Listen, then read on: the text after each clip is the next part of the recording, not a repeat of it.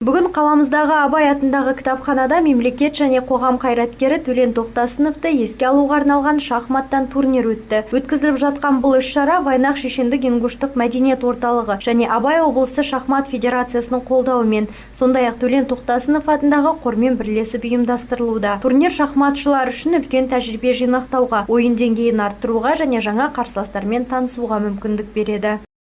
Сегодня в городе Семей замечательный день.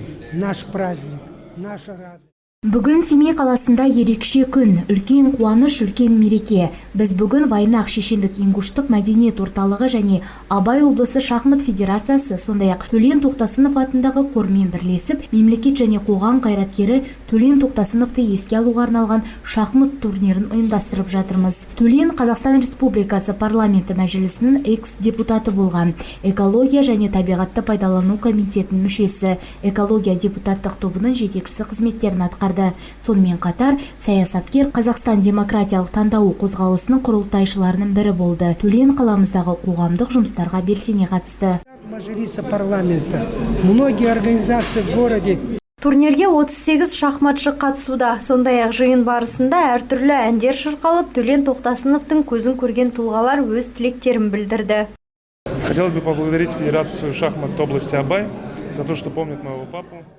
Абай облысының шахмат федерациясына менің әкемді еске алып, осындай жиын ұйымдастырып жатқан үшін үлкен алғысымды білдіремін. Менің әкем өте сондай батыл, қайсар адам болды. Мен осындай тұлғаның баласы болған үшін өте мақтанамын.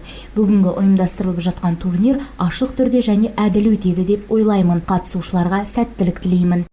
Я имею в виду никого абсолютно. Айта кетейік, Төлен Тоқтасынов Қазақстан Республикасы парламенті мәжілісінің экс-депутаты болған, экология және табиғатты пайдалану комитетінің мүшесі, экология депутаттық тобының жетекшісі қызметтерін атқарды. Сонымен қатар саясаткер Қазақстанның демократиялық таңдау қозғалысының құрылтайшыларының бірі болды.